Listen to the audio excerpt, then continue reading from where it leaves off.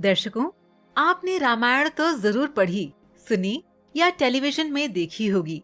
हमारे देश में बचपन से ही लगभग हर बच्चे को भगवान राम, रावण और रामायण की संपूर्ण कहानी किस्सों और रामलीला के माध्यम से पता चल ही जाती है।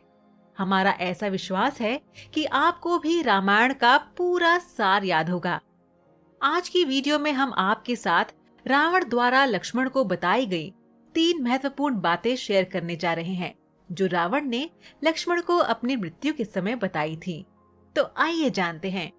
भगवान श्री राम जब रावण को घायल कर देते हैं, तब रावण अपनी मरणासन अवस्था में पहुंच गया। जिस समय रावण मरणासन अवस्था में था, उस समय भगवान श्री राम ने लक्ष्मण से कहा कि इस संसार से नीति, राजनीति और शक्ति का महान पंडित विदा ले रहा है। तुम उसके पास जाओ और उससे जीवन की कुछ ऐसी शिक्षा ले लो जो और कोई नहीं दे सकता। श्री राम की बात मानकर लक्ष्मण मरणासन अवस्था में पड़े रावण के सिर के नजदीक जाकर खड़े हो गए। उस वक्त रावण ने कुछ नहीं कहा। लक्ष्मण जी वापस राम जी के पास लौट कर आए। तब भगवान ने कहा कि यदि किसी से ज्ञान प्राप्त करना हो तो उसके चरणों के पास खड़े होना चाहिए, ना कि सिर की ओर। ये बात सुनकर लक्ष्मण जाकर इस बार रावण के पैरों की ओर खड़े हो गए। उस समय महापंडित रावण ने लक्ष्मण को 3 बातें बताई थीं, जो जीवन में सफलता की कुंजी है, जो हर व्यक्ति को पता होनी चाहिए। पहली बात, शुभ कार्य को जल्दी करना चाहिए व अशुभ कार्य को टाल देना चाहिए। रावण ने लक्ष्मण को जो पहली बात बताई थी, वो ये थी कि अपनी जिंदगी में जो भी काम तुम्हारे लिए शुभ होता है, उसे जितना जल्दी हो सके उतनी जल्दी कर लेना चाहिए।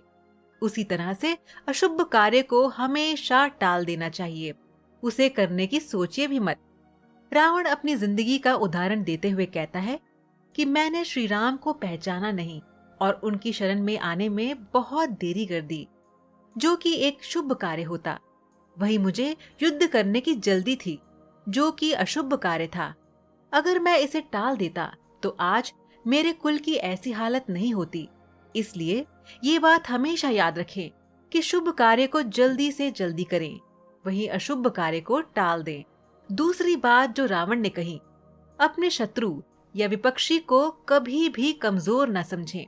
रावण ने लक्ष्मण को जो दूसरी बात बताई वो ये थी कि कभी भी अपने दुश्मन या विपक्षी को कमजोर नहीं समझना चाहिए। अपने शत्रु को अगर कमजोर समझोगे तो उसका भारी खामियाजा आपको भुगतना पड़ सकता है। मैंने भी श्री राम और उनकी वानर सेना को बहुत कमजोर समझा था, जो मेरी बहुत बड़ी गलती थी। यहाँ तक कि मैंने ब्रह्मा जी से भी वर मांगते हुए कहा था कि मेरा वध मनुष्य और वानरों के अलावा कोई न कर सके, और इन्हीं दोनों ने मिलकर मेरा विनाश किया। अगर मैं अपने शत्रु को कमजोर नहीं समझता तो मैं आज ऐसी स्थिति में नहीं होता। इसलिए अपनी जिंदगी में ये बात अवश्य ध्यान रखना कि कभी भी किसी चीज को तुच्छ न समझे, कभी भी किसी शत्रु को कमजोर न समझे, क्योंकि इस दुनिया में कोई भी कमजोर नहीं है। तीसरी बात जो रावण ने लक्ष्मण से कही वो ये थी कि अपनी जिंदगी का सबसे बड़ा राज किसी को न बताएं। रावण अपनी तीसरी बात बताते हुए लक्ष्मण को कहते हैं कि मनुष्य की सबसे बड़ी कमजोरी यही होती है कि वह अपनी जिंदगी के सबसे बड़े राज दूसरों को बड़ी ही आसानी से बता देता है, जो भविष्य में उसके लिए घातक सिद्ध हो सकती है। ऐसे राज भविष्य में कई परेशानियां ला देते हैं। अगर मैं अपनी बात करूं तो मेरे द्वारा सबसे बड़ी गलती ये हुई कि मेरी मृत्यु का रहस्य विभीषण को पता था। अगर मैंने विभीषण को ये बात नहीं बताई होती तो आज मेरी मृत्यु नहीं होती और मैं जिंदा होता।